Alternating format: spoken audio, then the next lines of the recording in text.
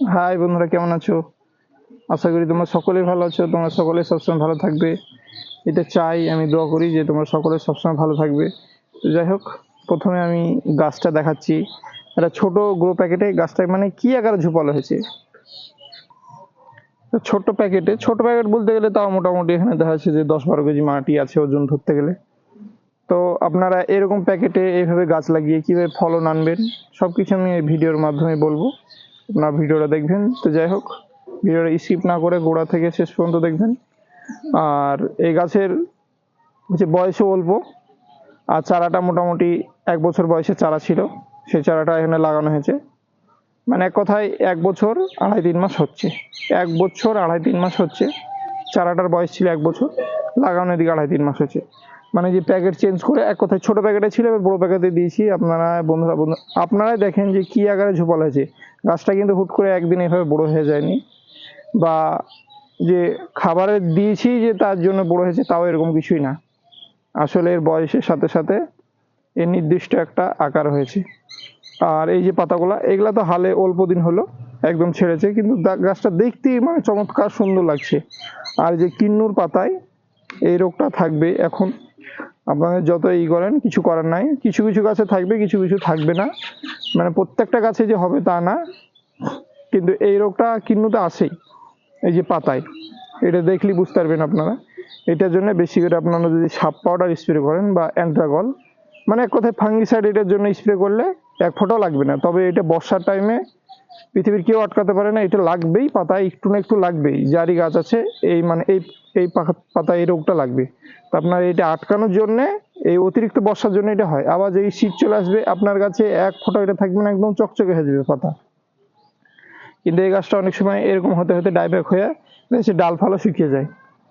তো এর জন্যে আপনারা মাঝে মধ্যেই মানে সপ্তাহে বা 10 দিন অন্তর সাপ বা অ্যান্ট্রাকল স্প্রে করবেন, তাহলে গাছ একদম চকচকে থাকবে। বা অ্যামিস্টার টপ, এইসবগুলো যে কোনো আপনি পাবেন, সেগুলা হচ্ছে মানে মাসে 4 বার স্প্রে করে দেবেন। হয়তো আপনি সাপ পাউডার পেলেন, স্প্রে করলেন একদিন অ্যামিস্টার টপ, একদিন হয়তো আপনার আরও যে কোনো ফাঙ্গিসাইডগুলো আছে, দেখা আছে যে অ্যান্ট্রাকল, এইসবগুলো পরপর ফাঙ্গিসাইড স্প্রে করবেন, তাহলে গাছ সবুজ সতেজ থাকবে, প্রথমে বলছি। আর এই গাছের আমি এই যে সাধারণ মাটি দিই, পুকুরের মাটি, এরকম মাটি ভরে এই কিন্তু গাছটা লাগানো। সেই যে এনে মোটামুটি 10-12 কেজি মাটি আছে, যে গোড়াটা দেখাচ্ছি আমি। আর গাছটা খুব সুন্দর ঝোপালো হয়ে উঠেছে একদম। আর এতে যে আশ্চর্য কিছু সার দিয়েছে তাও না, মাঝে মধ্যে খোল পচা দিবেন আপনারা, মাঝে মধ্যে হাড়কুচি দিবেন। কোনো দেখা যাচ্ছে যে রাসায়নিক দোকানে আপনি যদি পারেন যে গোড়ায় দেওয়া মেলা রকম হরমোন খাদ্য পাওয়া যায়, হয়তো ইটাটুক দিলেন। সবটার নাম আমি হয়তো বলতে পারছি না। আপনারা যে কোনো সবজির মানে যে ফার্টিলাইজার দোকান আছে, তারকে বলবেন যে সবজি দিয়ে কোনো ভালো ভিটামিন বা ভালো খাবার গাছের গোড়ায় দেওয়ার মতো কিনে দিবেন। 2-1 চামচ দিবেন, ওতে বিরাট কাজ হবে। যে আপনার গাছে যে প্রচুর পরিমাণে দিতে হবে তা না, আপনি 2-1 চামচ দিবেন। আপনার আশেপাশে যে দোকান আছে, দোকান থেকে এনে দিবেন। মানে আপনি প্রথমে 100 গ্রাম এনে দেখবেন কেমন কাজ হচ্ছে, তারপরে আস্তে আস্তে বেশি করে এনে দিবেন, কোনো অসুবিধা নেই।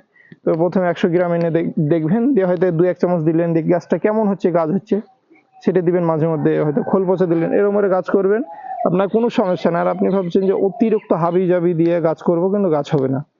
সেখানে আপনি এখানে দেখা যাচ্ছে যে ভাতের মাড় বা ফ্যান পচা, ওটা 2-3 দিন পচিয়ে রেখে দিতে পারেন, তাহলে গাছ কিন্তু এরকম হবে। যে আমার নার্সারিতে যে আমরা এত গাছ করি, যে আশ্চর্য কোনো খাবার দাবার অতিরিক্ত যে এই করে আমরা দিতে পারি না, কারণ আমাদের প্রচুর কাজের টাইমের জন্য এগুলা কিন্তু হয় না। সেক্ষেত্রে আপনাদের গাছ আরও কিন্তু সুন্দর হওয়ার কথা। কিন্তু নার্সারি হয়তো সবাই ভাবে যে আমরা অনেক কিছু মেডিসিন দিই, আসলে কিন্তু কিছুই না। শুধু মাটিরে আপনার যদি ভালো থাকে, তাহলে অটোমেটিকই গাছ আপনার মানে খুব সুন্দর ভালো হবে। আর মাটি যদি আপনি প্রথমেই মানে সার দিয়ে অনেক রকম সার দেন না, সেই মাটিটা কিন্তু জ্বলে যায়। যে গাছ যখনই লাগাবেন ওই আগা থেকে গাছের এই যে যেমন এই ডালটা আমি দেখাই, এই ডাল এরকম কিন্তু আগাটা ডাইব্যাক হয়ে মারা যায়। এটা কিন্তু এই পাতার জন্যই ডাইব্যাকটা লেগেছে, এই যে পাতায় লেগেছে এই রোগটার জন্য। এটা কিন্তু ডাইব্যাক হয়নি, যে ডাল শুকানো রোগ হয়নি, মানে পাতাটা চলছে, তাই এখান থেকে এটা কেটে দিলে অসুবিধা নেই। এখানে মেলা ডাল আছে। তো গাছে অতিরিক্ত খাবার দাবার দিবেন না আপনারা, যে কোনো মানে খাবার অল্প দিবেন। আর প্রথমেই আমি বলি যে মাটি শুধু দিয়ে লাগাবেন, কোনো খাবার দেওয়া সার দেওয়ার দরকার নাই। তাহলে গাছটা কি করবে, যে নতুন শিকড় গালা ভালোভাবে করবে।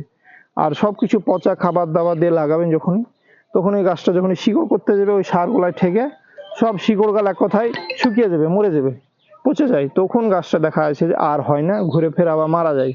তো অনেক টাইমে মানুষের ভাবে যে গাছটা কেন মারা গেল, কিন্তু আসলে দেখা যাচ্ছে এরকম ভুল হয়। কোনো টাইমে দেখা যাচ্ছে জল বেশি হলে গাছটা মারা যায়, মানে জল থেকে পচে, দেখা যাচ্ছে ড্রেনেজ সিস্টেম ভালো না, তলে জল জমে যাচ্ছে, গাছ মারা যায়।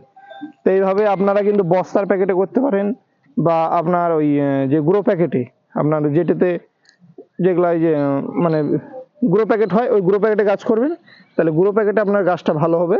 আমি গুঁড়ো প্যাকেটটা এই যে পাশে আমি আছে দেখাচ্ছি এখানে, এই গুঁড়ো প্যাকেটে করতে পারেন। আবার এই প্যাকেটে ফলও ভালো হয়, এবং কি আপনার ফলের কোয়ালিটিও ভালো হয়। আর প্লাস্টিকের যে কোনো পাত্রে গাছটা মানে খুব ভালো হতে পারে না, কারণ রোদের তাপ লাগে, প্রচন্ড পরিমাণে হিট লাগে, তাই কিন্তু প্লাস্টিকের পাত্রে খুব ভালো গাছ হয় না। সেক্ষেত্রে আপনারা গুঁড়ো প্যাকেটে বা এরকম বস্তার প্যাকেটে, একটা 10 টাকার বস্তা খরচা করলে আপনার অনেক, 1-1.5 বছর কিন্তু চলে যাবে। এবার দেখা যাচ্ছে যে আপনার 1-1.5 বছর পর বস্তাটা পচে গেল বা খসে যাচ্ছে, খুলে গেল, তখন ঠিক তল দিয়ে আরেকটা আপনি নতুন বস্তা 10 টাকা দিয়ে কিনে ভরে দিলেন, বেটার একদম হবে, অনেক সুবিধা হবে। আর এরকম করে করবেন গাছ, আপনার খরচাও কম হবে, আবার আপনার লাভও হবে। দেখা যাচ্ছে যে একটা গুঁড়ো প্যাকেট বা বস্তারও মেলা দাম, কিন্তু সেক্ষেত্রে একটা 10 টাকা সারের বস্তা দিয়ে আপনি কিন্তু গাছটা করতে পারেন। এবার যাদের অনেক মূল্য বা সবকিছু আছে, তারা কিন্তু গুঁড়ো প্যাকেটে ডাইরেক্ট একদম লাগাতে পারে, ওতে একবারই আপনার খাটনিটা হয়ে যায়, ওই গুঁড়ো প্যাকেটটা অনেকদিন যায়। তো যাই হোক, ভিডিওতে আমি খুব বাড়াচ্ছি না, নেক্সট ভিডিওতে আবার আসছি। আর এতে বীজ কিন্তু আপনারা মাঝে মধ্যে পপেক সুপার দিবেন, মাঝে মধ্যে ইমেজ দিবেন, এইসব দিলেই কিন্তু আপনার মানে খুব ভালো হবে। তো যাই হোক, নেক্সট ভিডিওতে বন্ধুরা আবার আসছি। আর এরকম গাছ আপনারা পাওয়ার জন্য আমাকে অবশ্যই ফোন করবেন, আমি আপনাদেরকে এরকম গাছ দিব। যাই হোক, ভিডিওটা শেষ করছি, এই পর্যন্ত। নেক্সট ভিডিওতে আবার আসছি।